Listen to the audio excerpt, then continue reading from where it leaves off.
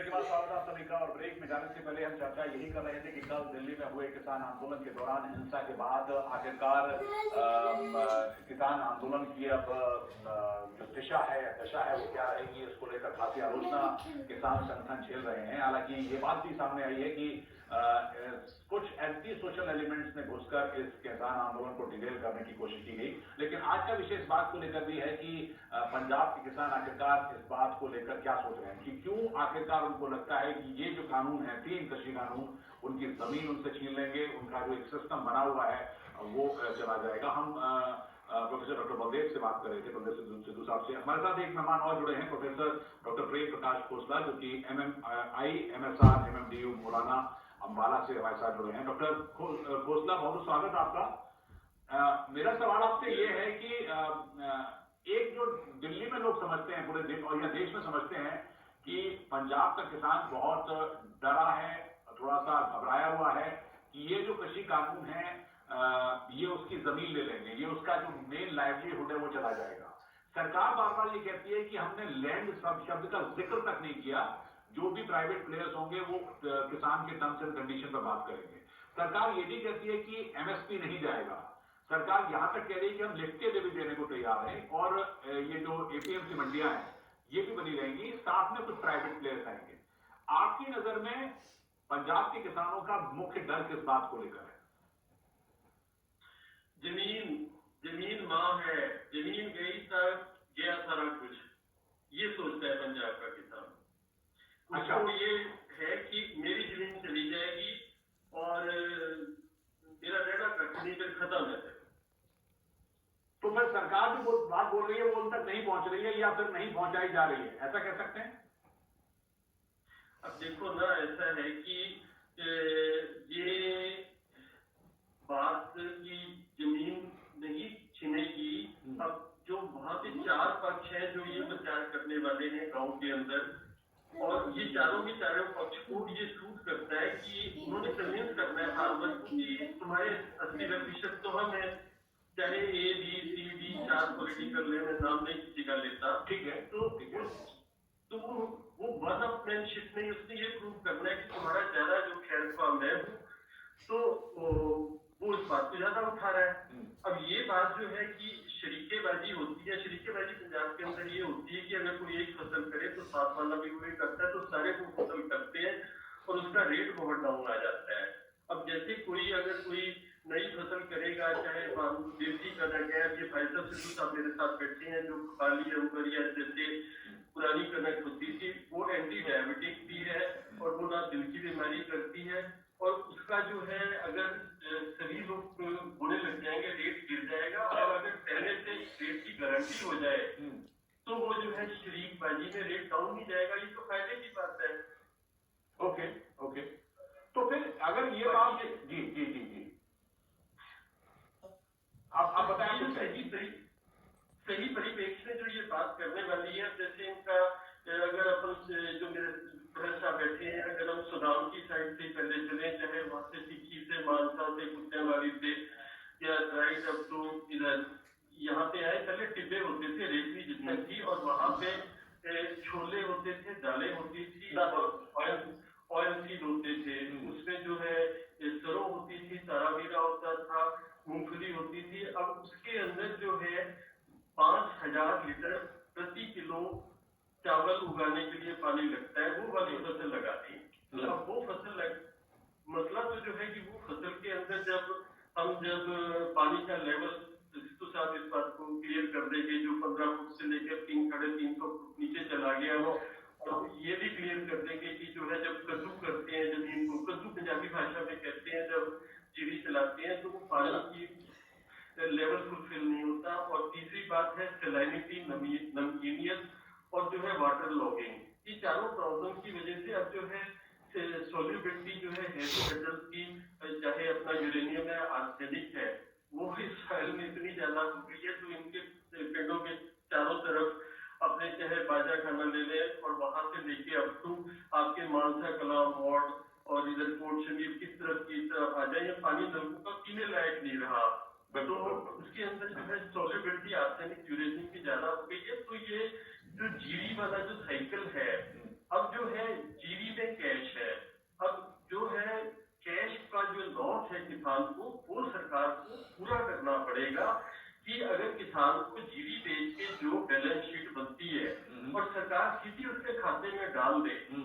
अभी जो जैसे 2002 के अंदर जौहर साहब की रिपोर्ट आई थी तो मैंने उसको कॉन्टेस्ट किया था, क्योंकि उस वक्त मैंने कहा था कि जो इसका जब भी है इंटरनेशनल मार्केट के अंदर जो है अगर ऑयल सीड अगर बाहर से तेल आ जाएगा, बाहर से दाल आ जाएगी तो यहाँ का किसान रुल जाएगा। तो मेरी समझ तो ये है कि जो यहाँ पे बदलती फसलें हैं उसमें minimum food price international market से 10-20% बढ़ा के देना चाहिए। और अगर ओके सिद्धू साहब कुछ कहना चाह रहे हैं? जी मैं कल की बात को ही आगे करता हूँ सर। बहुत बड़ी ट्राई किया है मानसा जिले के किसानों ने कोई फसल चेंज करने का। वो जो सर बोल रहे थे ना, जिन्हें आलू उगाया सभी ने आलू उगा लिया, वो रेट डाउन हो गया, वो 1 एकड़ पे किलो 20 से नहीं होगा। अगर सरकार MSP दे दे दूसरी फसलों पर या सब्जियों पर, फिर जो पंजाब का किसान धान और इसका छोड़ सकता है। लेकिन ये बात बड़ी जेन्युइन है, मतलब जेन्युइन लग रही है कि अगर कुछ डर है और उसको लेकर सरकार को सपोर्ट दे दे कुछ सालों तक, तो किसानों को थोड़ा कॉन्फिडेंस आ जाएगा 3-4-5 साल में। तो लेकिन यहाँ तो मेन डिस्कशन पॉइंट खाली ये है कि लैंड चली जाएगी, प्राइवेट प्लेयर आके तुम्हारी जमीन ले लेगा और ये अदानी अंबानी आ जाएंगे और आपका MSP चला जाएगा। वो सर मैं बहुत शॉर्ट में बताता हूँ कैसे होता है। सर आप बोल रहे थे ना लिखा नहीं हुआ। पंजाब में आड़तिया सिस्टम होता था। और आड़तिया क्या करता था, किसान से लिखवा लेता था, वो अपने नाम पर नहीं, किसान का एक बड़ा कोई मतलब जिम्मेदार होता था, वो आड़ती के साथ उसका टाई अप होता था। अगर वो कर्जा नहीं चुका पाता था तो आड़तिया के पैसे के बिहार पर वो जगीरदार जमीन अपने साथ ले लेता था। तो किसान को अब ऐसे लगता है ये जो बड़ी कंपनियां होंगी वो खुद नहीं खरीद, वो हमारी जमीन खुद नहीं खरीदेंगी। वो वहाँ लोकल कोई उनका बड़ा होगा जिसके नाम पर वो हमारे जमीन छीनेंगे। ओके, बिल्कुल सही सिद्धू साहब की बात को मैं जोड़ूंगा। 40,000 से ज्यादा रजिस्टर्ड आड़तिया है। और बड़ी इंटरेस्टिंग बात ये है कि जो आड़तिया है वो महाजन भी है, पैसे भी कर्जे से देता है। अब उसके अंदर है कि जिसके हाथ में ये बात आए कि किसान को कर्जा भी देना है और वो सलाह भी दे देता है कि कीड़े मार दवाई कौन सी लेनी है और जमीन मार्केट कौन सा करना है, मशीनरी कौन सी लेनी है। अब ये देखो 40,000 जो ये रजिस्टर्ड आड़तिया और ये ब्याज वाला देने वाला महाजन भी है। इनका इंटरेस्ट जो है अगर तो जो है कि मूंगफली की फसल आएगी, अगर छोलों की फसल आएगी, अगर दाल की आएगी तो गांव का जो गरीब है उसकी बकरी भी पल जाएगी, क्योंकि उसमें जो है नदीम नाशक जो है मतलब वीडीसाइड जिसे बोलते हैं उसके देने की वजह से जिसको खरपतवार बोलते हैं वो तो गरीब की बकरी को पालती है। डॉक्टर खोसला मैं आपसे रोककर एक आखिरी सवाल करूं क्योंकि समय थोड़ा निकल गया है। और आखिरी में एक सवाल कि इसका जो एक लेजिटिमेट सॉल्यूशन, एक लॉजिकल सॉल्यूशन हो सकता है कि सरकार अगर ये बात मानती है कि तमाम कमेटीज इस किसान बिल को लेकर कह चुकी हैं, लिहाजा लार्जर इंटरेस्ट में होगा, लेकिन किसानों की बात भी रह जाए तो रास्ता क्या निकलेगा? मतलब एक तरीका क्या हो सकता है कि किसानों का डर चला जाए, उनको थोड़ा सपोर्ट भी मिल जाए? देखो एक ऐसी है कि अब इनके सिद्धू साहब से बात जो करूँगा आपकी जो है कि जैसे दोना चुके कला बंगी दीपा और इधर राय खाना हो गया, आपकी तरफ जो है पागी बंदर केरल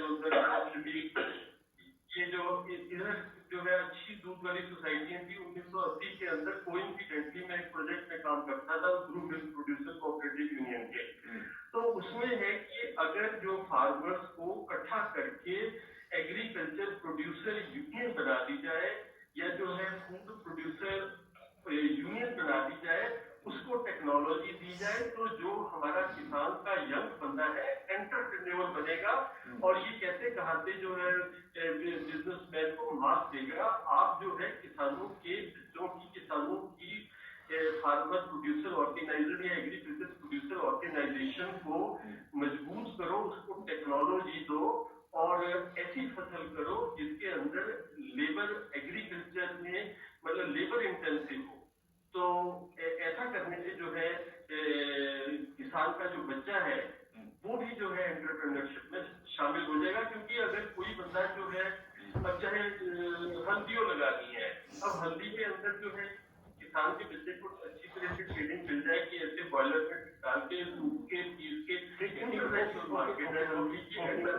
ठीक है, डॉक्टर बलदेव आपका क्या कहना है इस बारे में, क्या एक लेजिटिमेट सॉल्यूशन होगा? सर दो एक तो सर मेरे एमएसपी स्टेट वाइज दे देने, मतलब जिस स्टेट में जो फसल अच्छी होती है 2-3 फसलों को पूरे इंडिया में अलग स्टेट वाइज कर दें, कहीं गन्ने पे हो, कहीं सब्जियों पे हो, कहीं गेहूं पर हो, 2-3 ऐसे। एक तो प्रोडक्शन बहुत ज्यादा मात्रा में नहीं हो, ठीक है, एक दूसरी तरफ जाएगी। एक तो ये एमएसपी कर सकती है सरकार, को ज्यादा बड़ी बात नहीं। दूसरा सर जो किसान कह रहे हैं वो कहते हैं बिल तो लेकर आओ, वो नहीं कह रहे बिल ना लाओ, सुधार ना करो।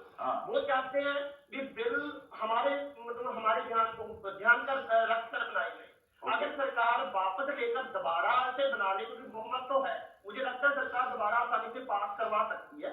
ये सोल्यूशन हो सकता है दोनों चीजों पर, ओके।